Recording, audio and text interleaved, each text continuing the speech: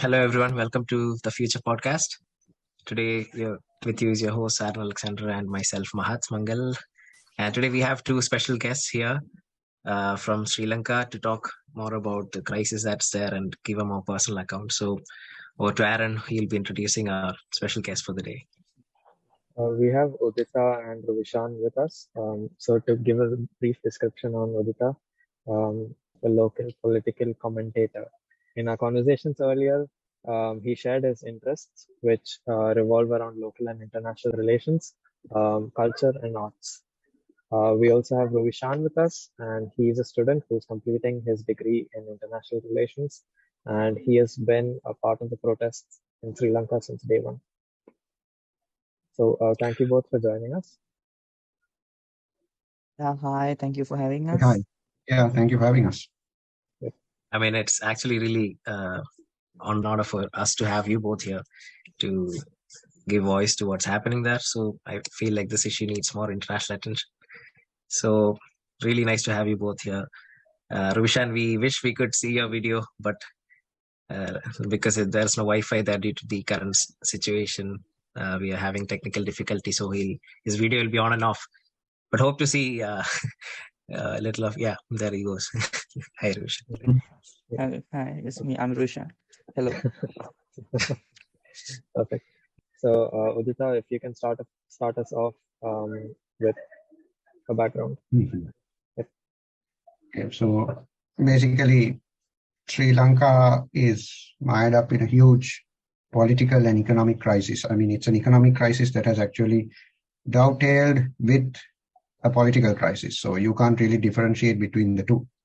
On the one hand, I mean, the main reason for all this, really go down to the roots, is that this country doesn't have dollars to spend on imports. I mean, it's as simple as that. It doesn't have dollars to spend on essentials, let alone luxuries. This is a country that has recorded persistent trade deficits for, since independence. Barring a few years when it did record surpluses due to certain external conditions like import restrictions or export. I mean, Sri Lanka is a country that exports a lot of commodities. So commodities are subject to huge fluctuations in the international market. So when it's a boom, it's good for us. But the terms of trade, as they say, improve. But when it's bad, like during a crisis, like during a pandemic like this, the COVID pandemic, things start going into the red zone. And it's not just commodities. We depend a lot on tourism. We depend a lot on remittances from migrant workers, both of which have been adversely affected by the COVID pandemic. The situation is such that we had about $7 billion worth of foreign reserves in early 2020. If I'm not mistaken, it reduced to about $4 billion earlier last year. And then by late last year, it had reduced to about $2.5 billion. By a miracle, we have actually managed somehow to keep the foreign reserves level at about 2 billion. So right now it's about 1.9 billion, of which a fraction is usable. I mean, officially we have $1.9 billion as foreign reserves, but I think about a fraction of that, maybe half or maybe a quarter, I don't know, of that is actually usable. Because Uditha, excuse me, if I may. Yeah. Hello. Oh, yeah. I mean, we do have 1.9 billion foreign reserves, but we only have about like 200 or 300 million dollars as usable reserves, because yes, all the other except so all the others are like Chinese yuan, so Indian rupees. Most of them, currency swaps, and it's not just with the yuan. I mean, you had currency swaps with Bangladesh, we had currency swaps with India. That of course would have been in dollars, but with Bangladesh, with China. So those are actually, highly questionable as to whether they're in dollars. I personally doubt it. I mean, they can't be. So, yes.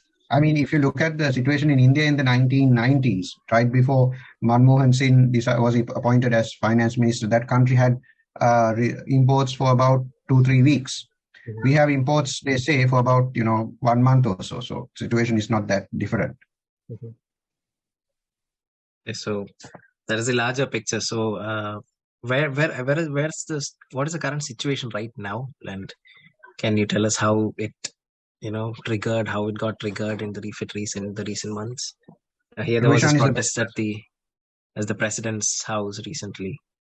So was it already a protest that was happening over these years, or was there something that triggered the reaction? No, yeah, the current president, Mr. Gotabaya Rajapaksa, became the president at 2019, November of 2019 or something.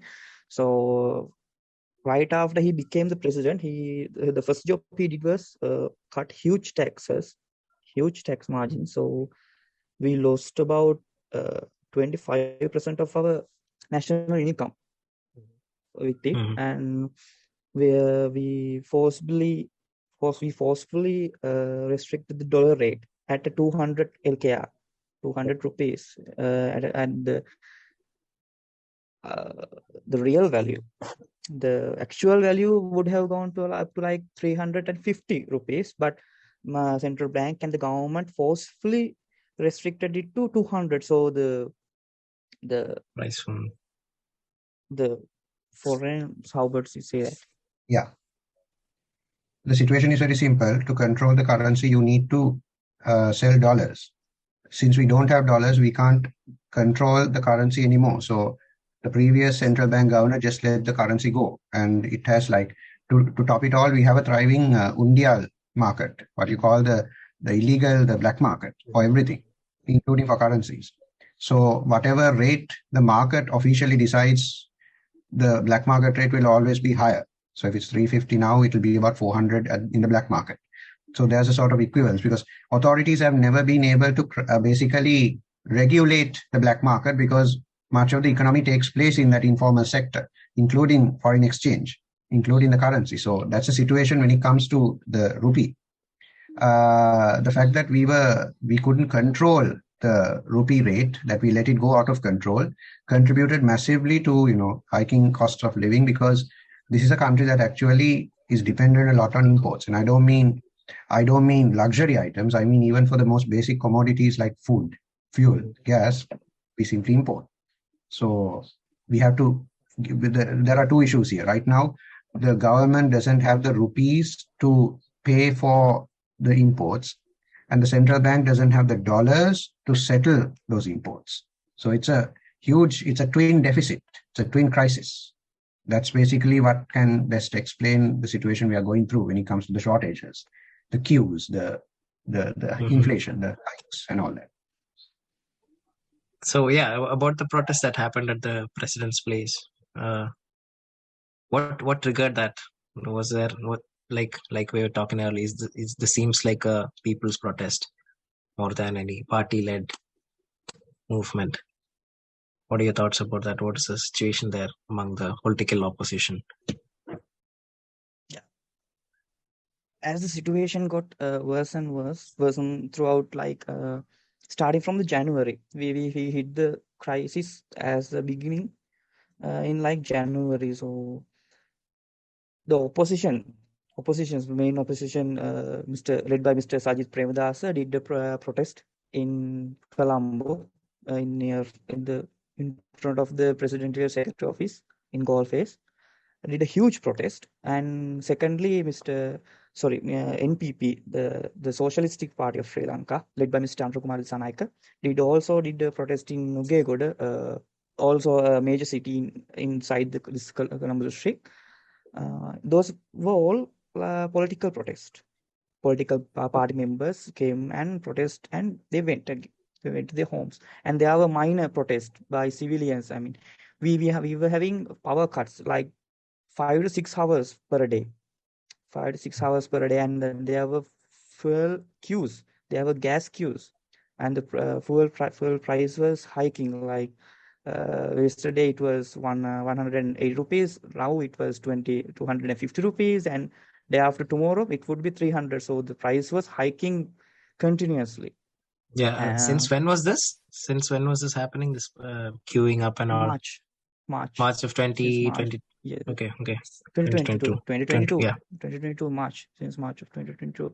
And people were so slowly losing their minds and their temper. So there were minor protests held by the peaceful protest. They were showing boards and holding candles. So to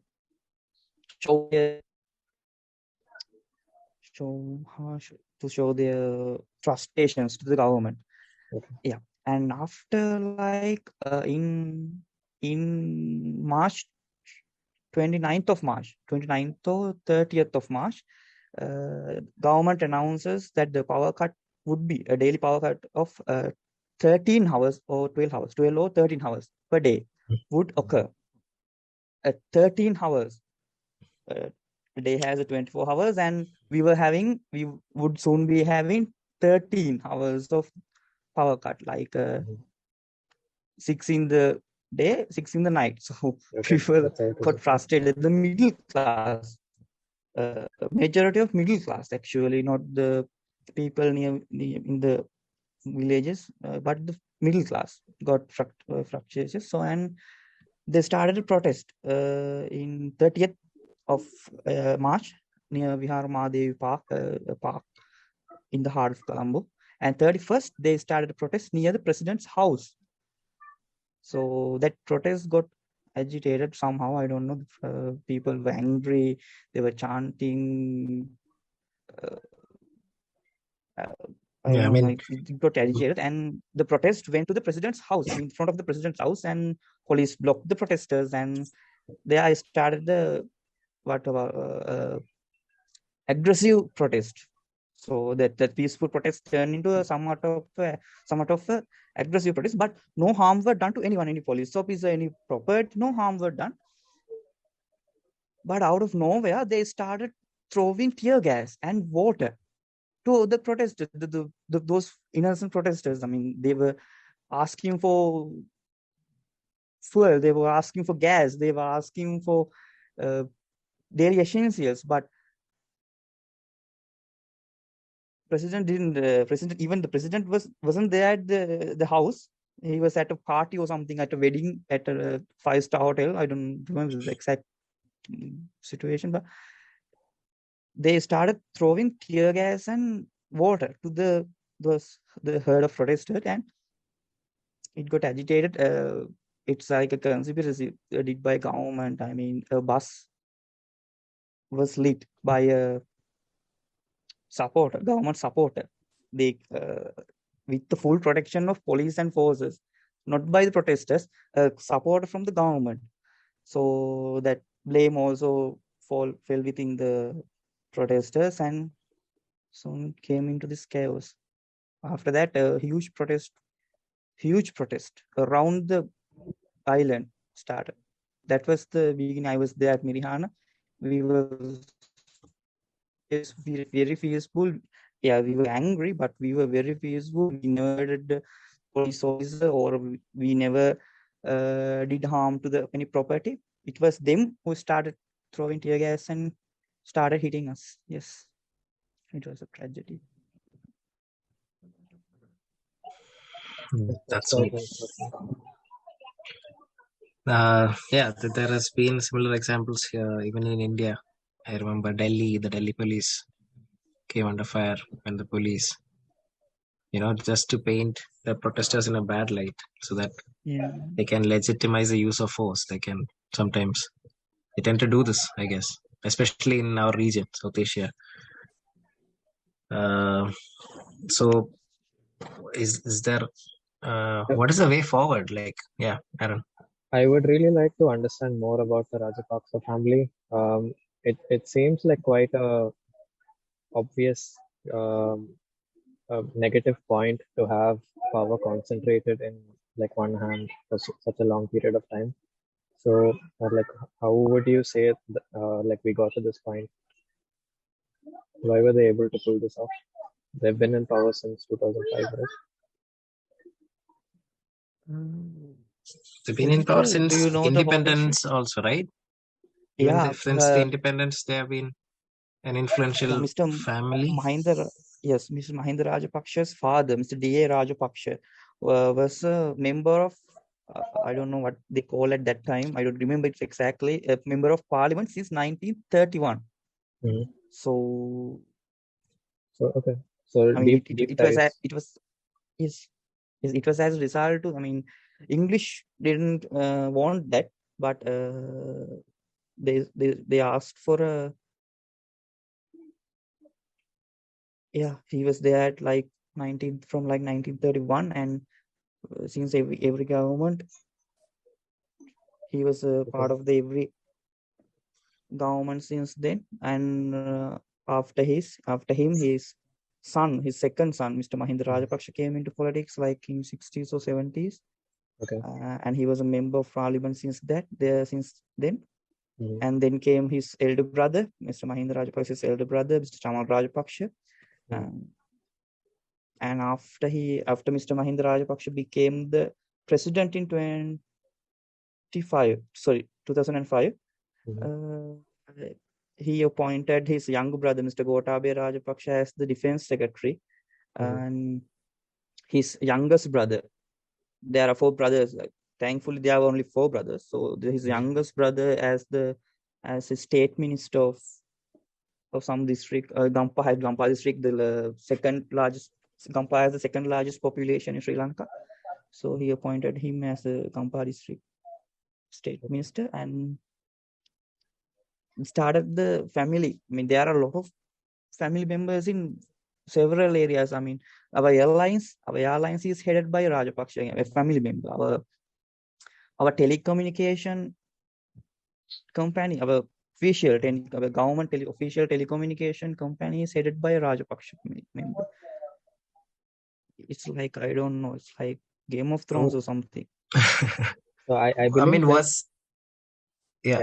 fire, Aaron, go ahead.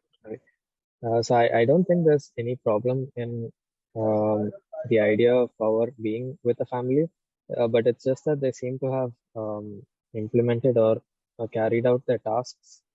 It could have been done better. Like, we shouldn't have gotten to this situation.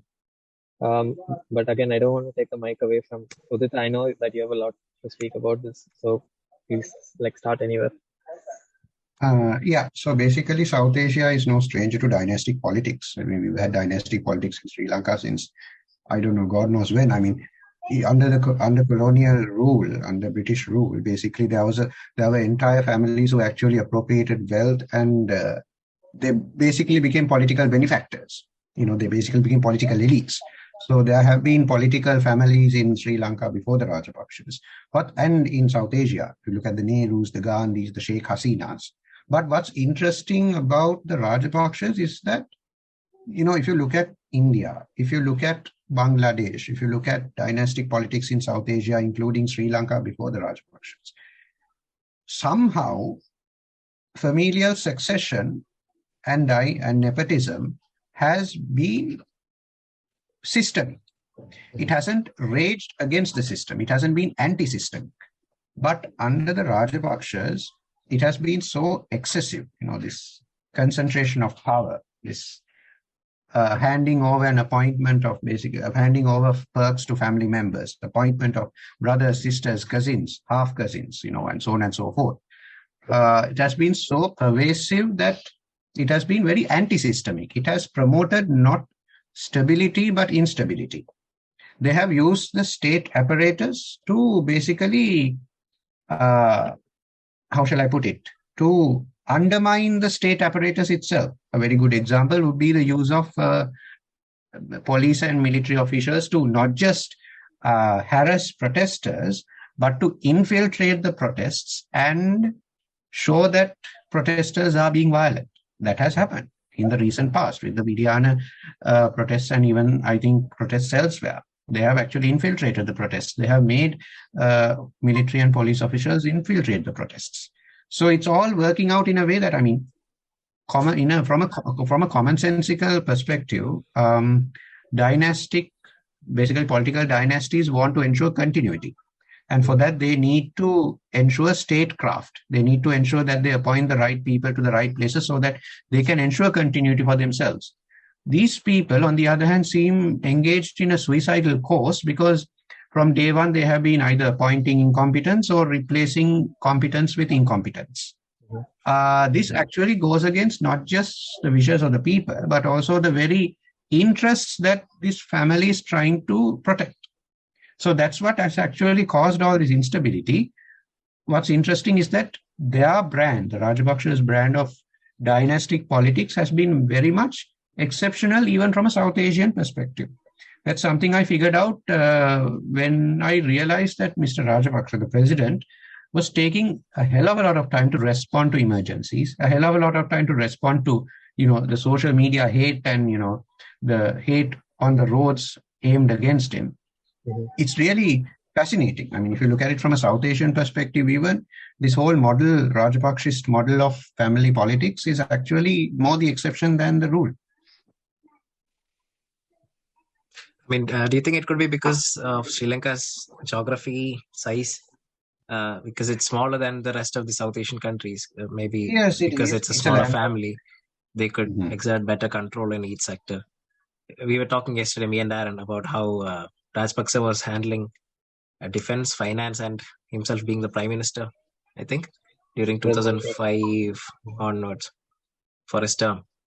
So how were these decisions looked at by common people, like him handling more than one important sector? Clearly there is this family that's in control. What do you think? What's your remark about democracy in Sri Lanka, Uditha? What do you think? You think it's working efficiently, or like Aaron said, is it fine for families to be in control, like in the Saudi and all, where the families are in control? But What's fascinating is that there's this whole dialectic, this whole contradiction between two opposing forces. On the one hand, you have this tendency towards nepotism and family politics, family bandism. On the other hand, you have a strong, electoral, I would say, political consciousness. I mean, we are technically Asia's oldest democracy because we got universal suffrage in 1931. That was way before many other colonies under the British. So Sri Lankans have had a habit of electing out governments every 5 or 10 years.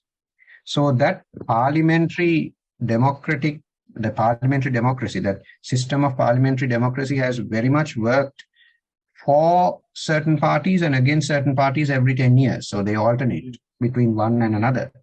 So basically, I think on the other hand, there's this tendency towards concentration, within families and various clans and groups. It's interesting how this has played out under the Rajapakshas, because under them, there has been severe incompetence, severe mismanagement, and colossal blunder after blunder under this government. What's interesting is that they have been very slow to respond to, the response. They have been slow to respond to the response to their actions.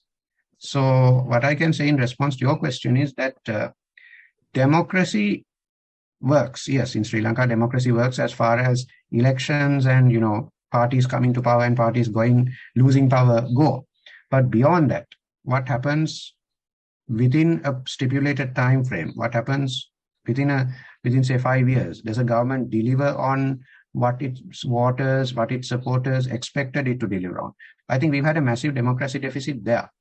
We kick out politicians, we put in politicians. But when they are in power, do they really deliver what the people want? I think this is the problem with Sri Lanka's democracy. It's not so much our inability to make ourselves heard and get these people out or get another bunch of people in. It's whether the people in right now are actually working according to the wishes of the people. The people in the sense, the politicians, whether they are working according to the wishes of the people. And that's the problem with Sri Lanka's democracy, in my opinion. So what I've understood is that the people of Sri Lanka aren't necessarily looking for a change of power. They just want their voice to be heard right now and for the right decisions to be made. Is that an apt conclusion? I'm sorry, I didn't understand the question. The people of Sri Lanka, are they necessarily looking for a change of who is in power, or are they just looking for the voice to be heard and for the right decisions to be made? The people always want a change, and the people actually change governments every 5 years in the hopes of electing someone better.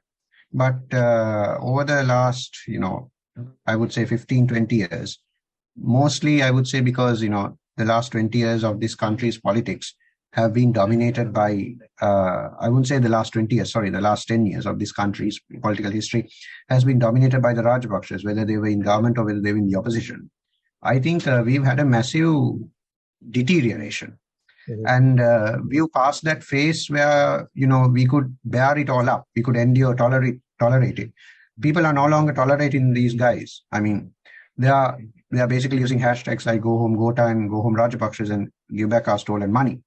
My prediction is that here's my conservative prediction is that the era of their family rule is basically passing its twilight. I think the change that will come next time will be much bigger than the one that came, over the last 10 years. So that's my 2 cents on, that question. And also, do you feel like there are current players in the political field who can take up the position? Here's the thing. The opposition is very complex. It's very complicated. I'll tell you why it's very complicated. Now, Sri Lanka's official opposition is the Samagi Jana Balawega. It's led by Mr. Sajid Premadasa. So Mr. Premadasa was actually the deputy leader of the United National Party, which is headed right now by a man called Ranil Wickremesinghe. So there were personality splits between Mr. Premadasa and Mr. Wickremesinghe, which led Mr. Premadasa and a bunch of his supporters, which led them to leave the UNP in 2020. That split the opposition. Basically, that split the opposition. Right now, the Samagi Jana Balawega has about 38 or 40 members, I'm not sure. And the UNP has been, its fortunes have severely declined to such an extent that only Mr. Wickremesinghe represents it in parliament. There's only one MP from that entire party. Here's where things get complicated. Now, the entire thrust of, the opposition rhetoric over the Rajapakshas during the last few weeks was bring an no confidence motion, bring an impeachment motion, get these guys out, get the president out. And to this end, Mr. Premadasa actually went about collecting signatures for a no confidence motion.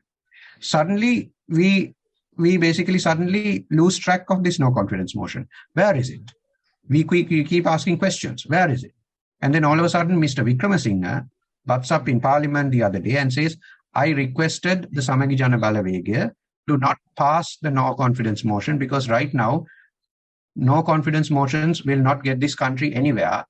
We can't operate with simple majorities in parliament. If this government goes, whichever alliance comes to power will lack proper majority support to pass important reforms. We need to get together and basically, we go to the IMF. We need to come up with a proper fiscal plan to get IMF support. So that's how complicated it is, because even within the opposition, there are opposing currents. So to talk about this huge authoritarian government and this very democratic opposition is to actually indulge in fantasies because the situation in Sri Lanka is much, much more complicated than, such a dichotomy would suggest, in my opinion. So that's the opposition, in my view, right now, as it stands in Sri Lanka. So that view that was presented of the vote of no confidence being the wrong move right now, is that the consensus view of the population? I doubt everyone wants the government to go. So everyone wants a no confidence motion. But what's happening in parliament is very different. Mr. Wickremesinghe's logic is that if you actually kick the government out and you elect another or you get another political alliance in, that alliance will lack majority support to pass reforms that are urgently needed for the economy. So what we are seeing is a pragmatic politician actually saying that we need to hold together to actually get out of this mess. Versus, popular demands for the family and all the 225 MPs in parliament to get out. So it's this rift between, and that has actually come out ever since the government said that it was going to the IMF. Economists, particularly mainstream economists, have actually said, let's hold on, let's keep the IMF reforms going. On the other hand, there's a contrary opinion saying we can't let IMF reforms be handled by this government.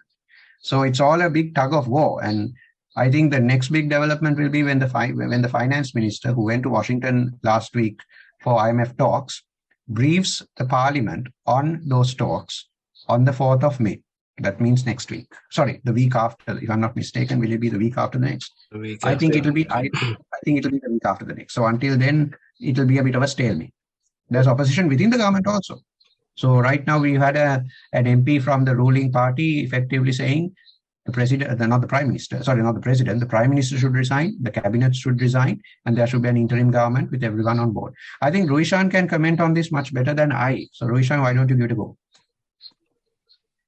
So until that reform, until he comes back, and briefs the government about the IMF and its developments, the cost of living and all currently is high, right? It's in a very bad state right now, isn't it? Prices of things, essentials. Yeah, naturally. Yeah, Ruwishan? yeah. I'm struggling with my internet connection. So sorry. Okay. Yeah, about Yes, cost I of don't. living and Yeah, cost of living is high, sky high. I mean, if I may give an example, in 2021, like in November of 2021, sorry, 1 kg of rice cost about 120 or something, 110, 120 or something. Good portion of 1 kg of rice. Right now, it is about 200 or 210 LKR. And a gas cylinder, which is essential to the suburbs and the hearts of Colombo, people who live in apartments and flats. So there are no, and our official gas distribute company gave a statement that they ran out of gas. So there are no gas for us in the coming days. And a cylinder of gas was like 1,800 or so at the November of 2021. Right now it is 2,500. And fuel price was about 150 rupees at November 2021. Right now it is 350 rupees. So, and no salary increment.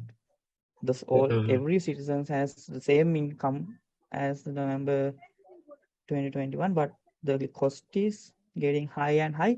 And not only the cost, they are reducing the quantity. In November 2021, 100 grams of biscuit packet of 100 grams cost like 80 to 90 rupees. And right now, the same packet, same color, same brand, it's cost about 110 rupees, but only contains 50 grams. So the inflation is right about at 100% or something. If we count the exact inflation rate, if we measure the exact inflation rate, it would be at like 100%. So the cost of living very high, and people are not getting salary increment or increment of any incomes, and most of all, people doesn't understand this fact. In coming days, not on coming days, right now, right now, we are short on medicine, import medicine on heart conditions, heart surgeries, and childbirth. In relation of childbirth, we are shorting of so many medicines. In coming days, this would worsen. So, I don't know, the cost of living is high. There are shortages everywhere. Yeah, People doesn't understand this fact. Okay, so Ruwishan, why don't we talk a little bit about how it's affecting the young as well? I mean, paper shortages, exams. Those are also big issues, no? And power cuts, not to mention power cuts. Yeah. The youth are mostly affected by the power cuts, I guess. I mean, it was the youth who went on the street and protested against the government, against the president. And the youth are the ones who chanting the praise, "Go home, go ta." And they have the ones who trended the hashtag "Go home, go ta." We just hit like 3 million or something in Facebook. The trend hit the hashtag hit the count of 3 million recently. So youths are the one who got affected mostly. I mean, there are freelancers who brings dollars to the country. There are Fiverr who does Fiverr and who does so many design works. There is a person who did the music video. I know him personally, and he did the music video of Eminem's Godzilla, the animation music video, and he's suffering. I mean, I know him personally, so I know he's suffering. So youths, I think youths are the ones who suffering the most. I mean, yeah, people are suffering. The poorest are suffering. They don't have, they don't even have money for buy the essentials. They are cutting their expenses very heavily. They are heavily cutting the expenses. I mean, even even myself, our family cut off the expenses of milk. We don't drink milk right nowadays. We don't eat biscuits as we did in previously. So the poorest are like cut off the entertainment. They don't watch movies. They cut off the entertainments. They cut off the luxury items. I mean, when I say luxury items, it's not like milkshakes or like a dinner out with in a fancy restaurant. I'm not referring to that. Like with luxury items, I'm referring to like eating a biscuit packet, eating a milk, so drinking a milk tea in the evening. That's the luxury the poorest had. So they even cut off that. They are just barely surviving. They are not living. They are just barely surviving. There's a meme going around in the Facebook that Gotabaya. Uditha will explain it in a details manner.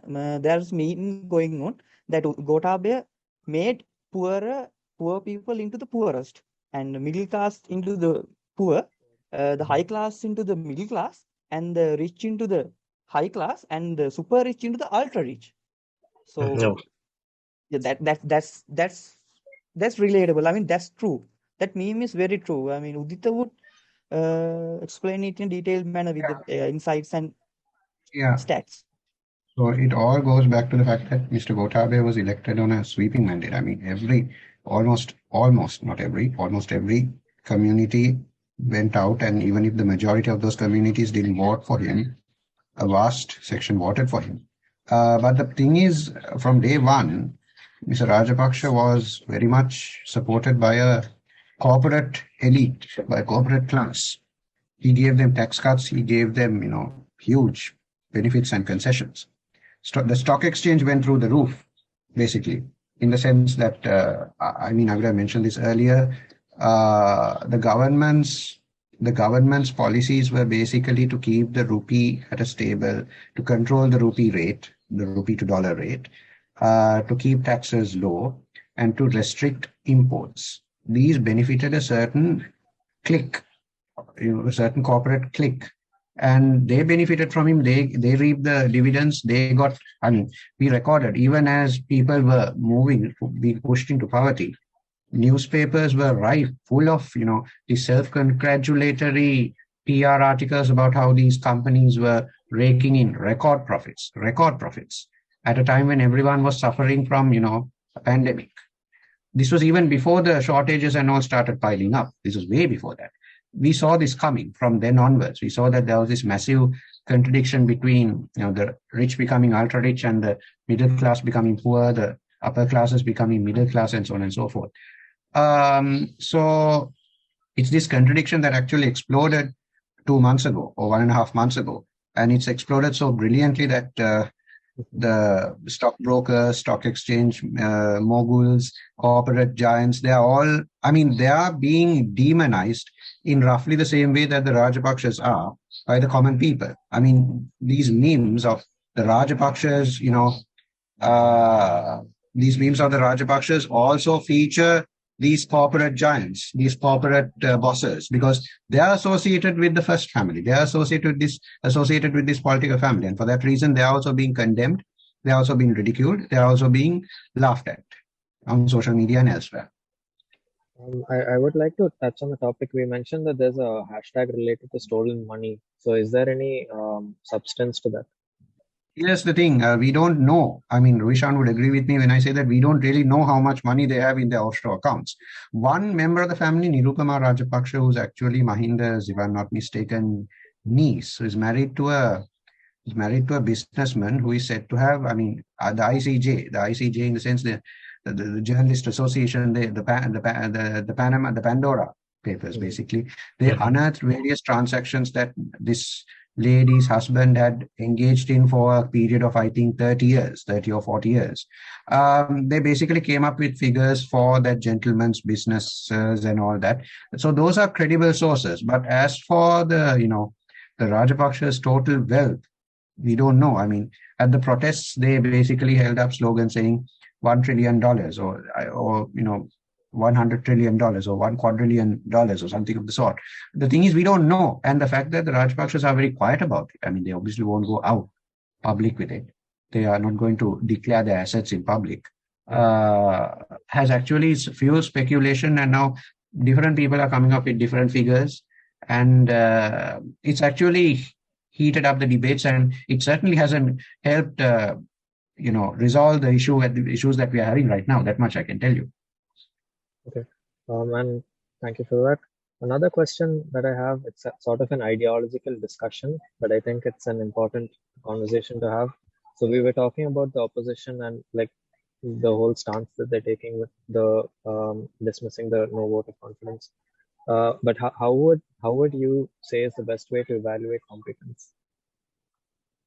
Ruwishan, would you like to have a go at this? Mhm. I didn't get the question very well. So given like a set of candidates, how would you evaluate their competence to be the ruling You mean the power? second candidates in the sense? I'm not necessarily saying that the candidates that are that are available right now. I just mean like as an ideological preference. Like how would you go about evaluating politicians? Yeah, what are the general perceptions of politicians? How we evaluate them in general, basically. Yep. Like, is there like a ideological divide between the political parties? Is that What I'm trying to ask? Yes. yeah? So I think it's very easy to be swayed by the words that politicians use during rallies. So there has to be a more robust way of evaluating like whether they will truly deliver on what they say. And I think this is something that has to be solved in any country that faces leadership problems. So I just want to know your thoughts. Like, what are some ways of evaluating competencies? Well, here's the thing, Ruwishan, I'll get to you in a while. So evaluating politicians. Now, here's the thing, there's another contradiction in Sri Lanka, a very curious contradiction. So people are fed up of, people are fed up of career politicians, those who have made careers out of politics. At the same time, in 2019, a vast majority voted for a man because he didn't have political experience. Mr. Rajapaksa didn't have any political experience. He had been defense secretary. He had been the brother to the president of the country, a former president of the country. But he himself didn't have political political experience. He was led by certain professional associations, certain associations of self-labeled intellectuals and ideologues and military professionals who basically, marketed the fact that they didn't have any political affiliations, that they didn't have any political experience. So everyone voted for him because he was a maverick, in the same way that everyone voted for Mr. Trump in 2016. We have now come to a point where one section of the population believes we made a big mistake in voting for a maverick. We are not going to vote for a maverick again. We need to vote for a politically experienced guy next time. And there's another section of the population that says all 225 out, or everyone is the same. I mean, these are people who actually have basically who are against the Rajapakshas as well. They're saying everyone is the same. The Rajapakshas are the worst of them. So preferably we should kick everyone out after we kick the Rajapakshas out. That's a bit of an impractical proposition in my opinion, but you get what I'm trying to say. I mean, on the one hand, people are attacking the fact that these guys are career politicians. And on the other hand, these guys are admitting to the mistake that they made in appointing a political maverick to power 3 years ago. So there's a bit of a contradictory impulse. But I think Ruwishan will give us much more of an insight as to how the youth view political elites and politicians in general in the country. Ruwishan? Yeah, my majority of youths are fed up with the party politics right now. So I mean, if they are the Rajapakshas, so if they are the Premadasas is a dynasty family who runs way back in history, and if they are if it is the Vikramasinghe, or if it is the Socialist Party, they are fed up with every parliamentarian member, every MP, every political, as Uditha said, the political leaders who made a career within it. So they are asking for a youth leaders, newcomers, amateurs. No, not amateurs. Sorry, newcomers to come and take the leadership of this in this political crisis. But personally, myself, I don't believe in some kind of a guy or a leaders would come and save us from this mess. We have to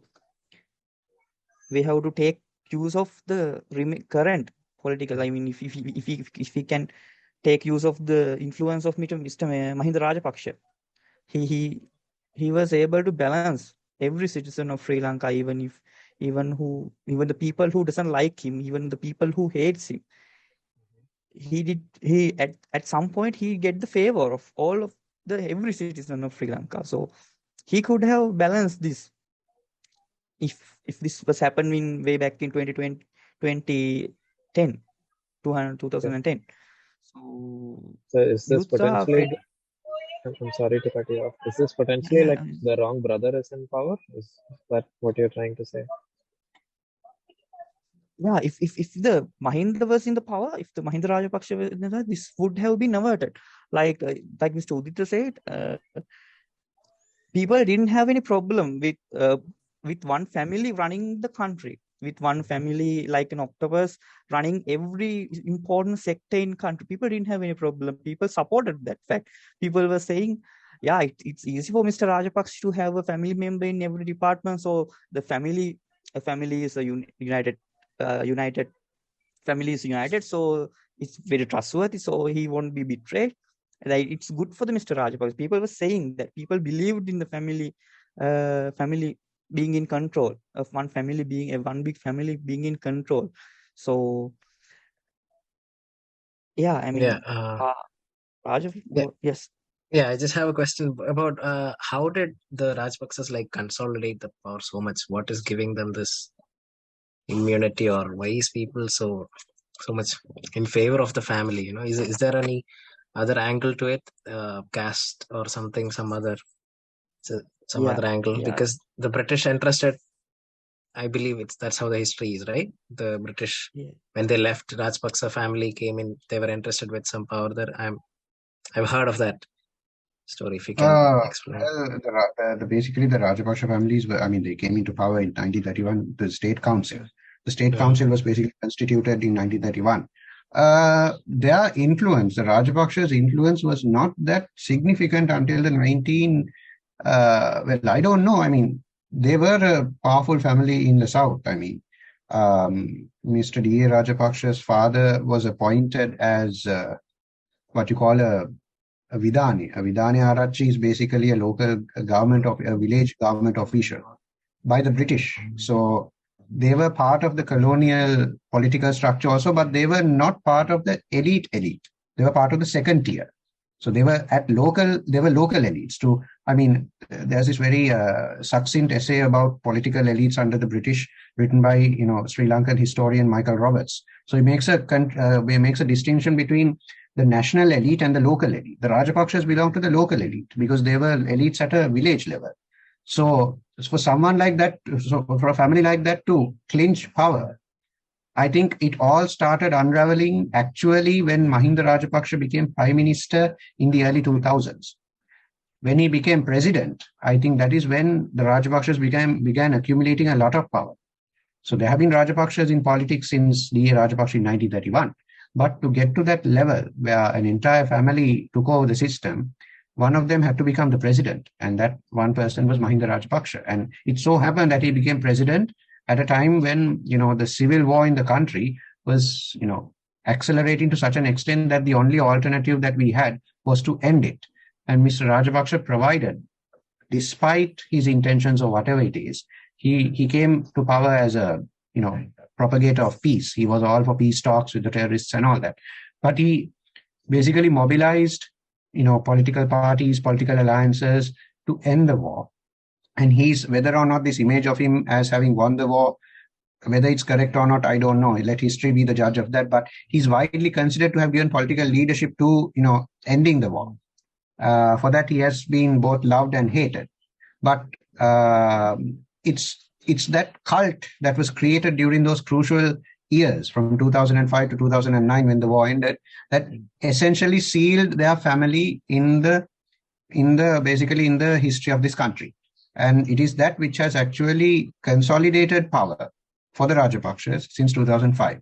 So to talk about the Rajapaksas being in power since 1931 is a bit odd because they were not really elites. They became elites through Mr. Rajapaksa, through Mahinda Rajapaksa. So yeah, we are basically seeing like the zenith. We are basically seeing the a downward spiral of their fortunes right now, politically and socially. So That's interesting. I had a third perspective, and I was curious what your thoughts on this. So after 2015, there was Mr. Maithripala, right? Like he became the president of Sri Lanka. That's correct, right? Yes. So he also had ties with Mr. Mahinda, I believe, like informally in terms of they were affiliated to the same political party. Yes, he was the secretary of the political party which was run by Mr. Mahinda Rajapaksa. He was the secretary. Mhm. Mahinda So Rajapaksa was the chairman, he was the secretary. so that whole point makes me like I in my head at least I can draw the connection that his placement as president like after 2015 was like a planned thing so that the Rajapaksa family could eventually get back control. Like they didn't really let it out of their hands. No, it was like it was a very well planned, very fully planned sketch. Yeah, it was like a sketch. If we say yes, it was planned, but not by Rajapaksas. It was orchestrated by Mr. Mangal Samaravira, widely known as in Sri Lanka the Kingslayer. Or Kingmaker or Kingslayer. I don't know. He was referred as both ways. Mr. Mangal Samaravira. It was orchestrated by him. He was the one who did a major part in Mahinda Rajapaksa's run for president in 2005, and he was the one who broken out Maithripala from Mahinda's party. It was Mahinda's party was Sri Lanka Nidahas Paksha, Sri Lanka Freedom Party. He broke Maithripala out from it and made an alliance. He and former President Chandrika Bandaranaike Kumarthunga and of course our most beloved Mr. Ranil Wickremesinghe. They all of them together made an alliance, and the third most third power. Third, Uditha, how do we say third? Thummini Balavega in English? Sorry, basically you call it a third party. Yeah, third party. JVP, Socialist Party. They also supported the fact to end the tyrannical rule of Rajapakshas. So it was very well planned, yes, but not by the Rajapakshas. And after they lost the election, there are stories circulating through in the society that they wanted to take over the country by force, by the military. So Ranil Wickremesinghe went and discussed with Mr. Mahinda Rajapaksa to that they will not how do we say, they will not charge them with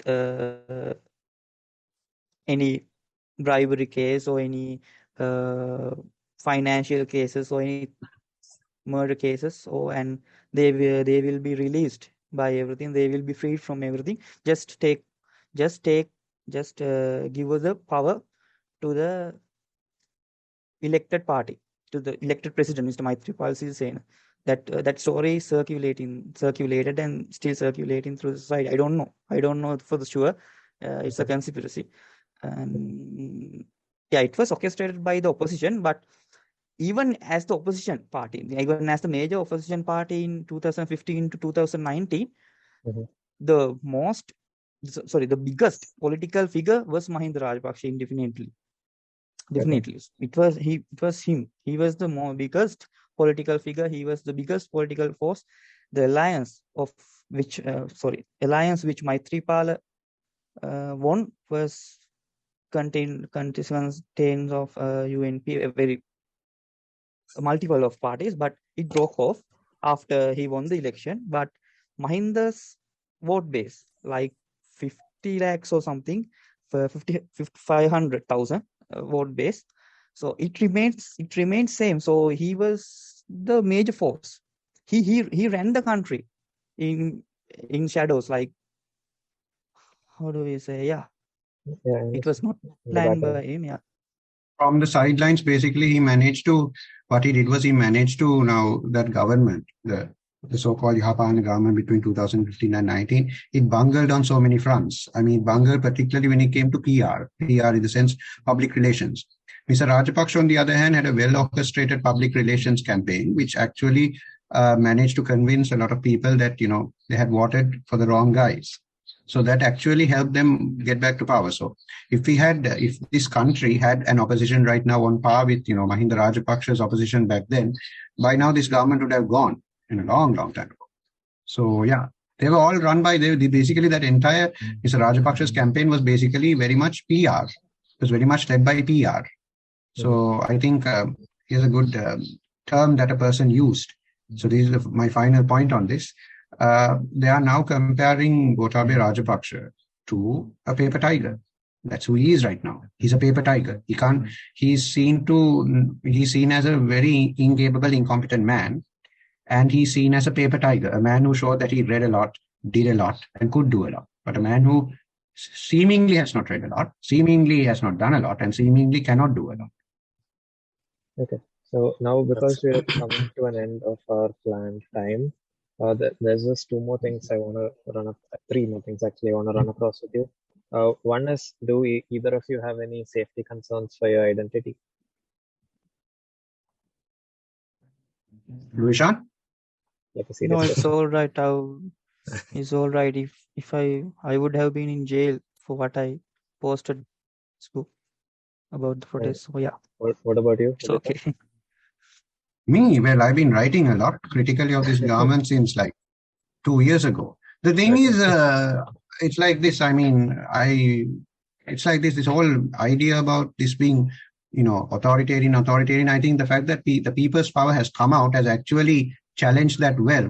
Would you agree, Ruwishan? Yeah, they can do nothing against the people. Particularly because we are in an economic crisis. They have gone to Washington, and I mean the IMF will. I mean, obviously, political instability brought about by crushing dissenters, crushing dissidents. I mean, that is not something that this government will look forward to, because they are caught up in a big stalemate because of these political protests. And that's a good thing, because I think we have room for dissent right now because of that. Not to say that the government isn't using force. They are. I mean, a protester was killed last week when a police officer opened fire in a village, not in the Colombo protest. That was tragic. I was going to comment on that. Yes, if I may. Yes, there was a protest in Rambukan area which was where somehow in the middle of the country. Sorry, in the middle of the country. The area in middle of the country, the Rambukan. There a protest against the fuel hikes. Fuel prices suddenly overnight increased by a margin of 100 rupees. In the history of Sri Lanka, it has never happened before. So people were protesting against it, and they were angry, yes, but they didn't do any harm to any property, any public property. And with the support of police, I mean, they provided foods and accommodations. I mean, they provided chairs to sit to the police officers. They very well communicated with the police officers, and they were just chanting, "Go home, Gota, and give us the fuel for the old price." They were chanting them, and somehow first police. This has been proved. There are videos circulating over everywhere.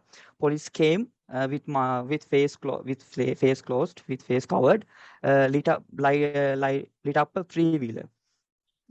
Police came and lit up a three-wheeler, and they lit up the petroleum bowser, the fuel bowser, and started to open fire against civilians.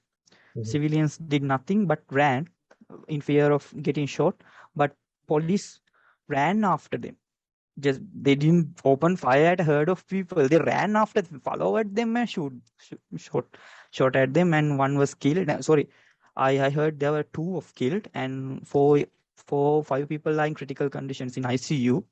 So it was orchestrated by the government. It was done by the government, and there is a big humanitarian case going on. There is a big case going on in the court too. So that was a tragedy. My condolences are with the fallen brother. So yeah, that's how the government is trying to control the protest by force, by orchestrating plans, yeah, it's They basically tragic, it's infiltrated sad. the protests themselves. Yeah, it's sad Um, to live in Sri Lanka. Also, I wanted to ask you about. I heard reports about how there is a divide or there's a difference between protest in the north versus the south, where the Tamil population is more scared of the government. That it's more calmer in Tamil majority areas. Well, there's What definitely, I is mean, to keep it very short, there is a definite racial dimension to this, because you must understand that the North was under siege for about 40, 50 years. 40 years, I would say, since the 1970s. So there are perceptions about the military, perceptions about the police and all that were until very recently very different from, perceptions about the military and the police held by an overwhelming Colombo, Sinhalese, non-Tamil, non-Muslim population, non-Tamil population. Now I think there's a bit of a convergence because of, I mean, when it comes to the Colombo protesters, I think there's been a bit perception change, because earlier, even those protesting against the Rajapakshas used to lionize the military and the police. But now they've come to the conclusion that the military and the police, and this is a big perception change, are basically in the pay of the state, and that they are interested in protecting the state and not the people who elect the state to power. So that is one perception change that has happened in Colombo.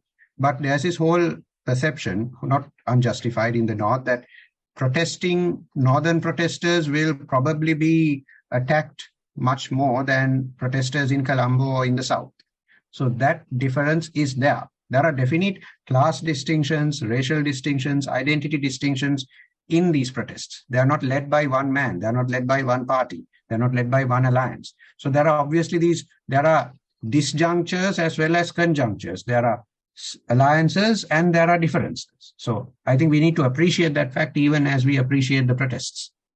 exactly? I mean, let's be hopeful that a more united, response could improve situation. That is definitely, I mean, I am not an old man. I'm reaching 30, but this country should give much more hope for the young, for Sukun's generation. I mean, they are right now entering university. They are right now, doing jobs. I think we've passed that age. I mean, I'm about to finish my higher education for now in Sri Lanka. So I think they deserve a much better deal than what they are getting right now. So I also agree with you. We are all hoping for better days, particularly, I mean, for everyone, but particularly for the young, for those of Sukun's stock. Exactly. I mean, let's hope more people come into politics, Yeah, better people. active. Yeah. So that's about it from us, I believe, unless you guys want to discuss any other topic, anything more to add. Not as such. The only last point that I'll add is that, we've gone to the IMF, and IMF doesn't exactly give us roses and bouquets. I mean, it gives us austerity measures. Basically, I mean, we need to show them that we are ready to increase petrol prices. We are ready to make costs more, or rather prices more cost reflective. Public utilities should, earn profits for, state corporations and not losses. So we are in for a bumpy ride ahead. But when it comes to the political consciousness of the young, and particularly the young, I think there is reason for hope.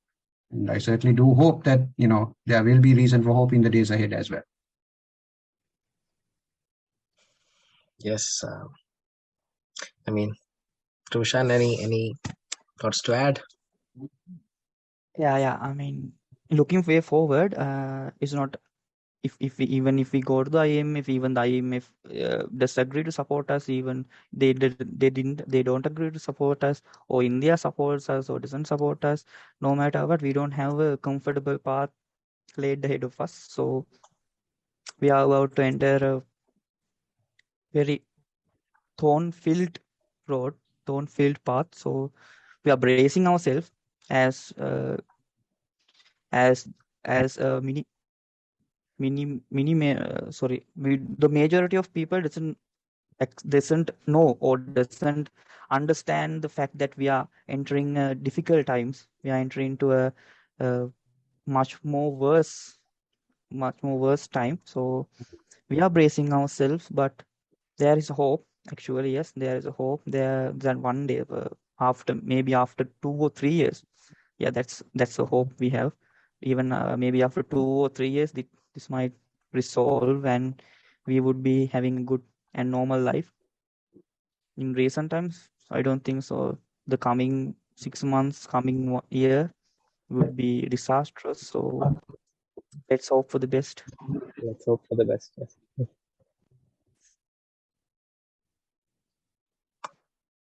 So I suppose that wraps up this conversation. Yeah.